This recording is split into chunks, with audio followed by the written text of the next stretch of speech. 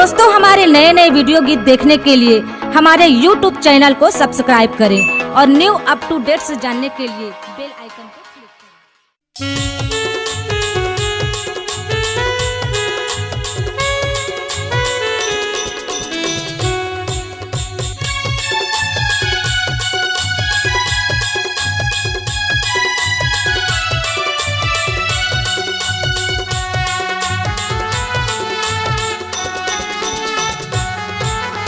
तोर बिना रे, तोर बिना रे, तोर बिना रे, कैसे जियो नहीं आधार रानी तोर बिना रे, कैसे जियो नहीं आधार रानी तोर बिना रे, तोर बिना रे, तोर बिना रे, कैसे जियो नहीं आधार रानी तोर बिना रे, कैसे जियो नहीं आधार रानी तोर बिना रे, रानी तोर बिना रे।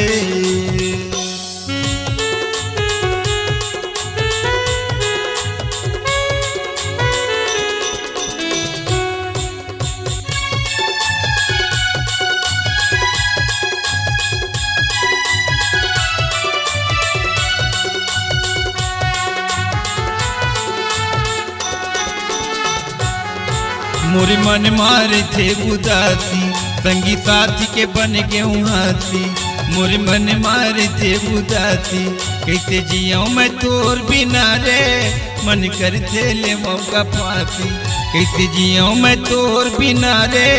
मन करते ले मौका फांसी, तोर बिना रे, तोर बिना रे,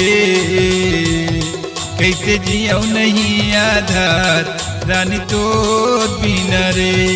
कैसे जियो नहीं आधार रानी तोर बिना रे, रानी तोर बिना रे।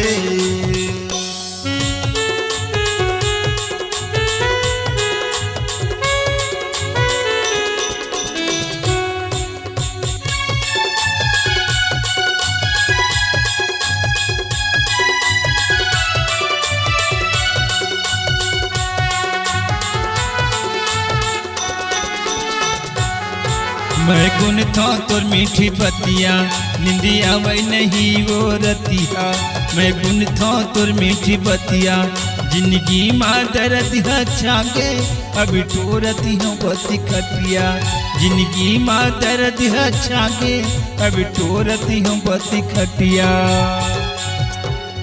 तोर बिना रे, तोर बिना रे, तोर बिना रे, कैसे जियो नहीं आधार रानी तोर बिना रे, कैसे जियो नहीं आधार रानी तोर बिना रे, कैसे जियो नहीं आधार रानी तोर बिना रे, कैसे जियो नहीं आधार रानी तोर बिना रे, रानी तोर बिना रे, रानी तोर बिना रे, रानी तोर बिना रे। नमस्कार, कृष्णांजलि स्टूडियो विश्रामपुर आप सबका हार्दिक अभिनंदन करती है। छत्तीसगढ़ी गीत, हिंदी ट्रैक या विज्ञापन रिकॉर्डिंग हेतु संपर्क करें श्री सुरेंद्र निषाद जी,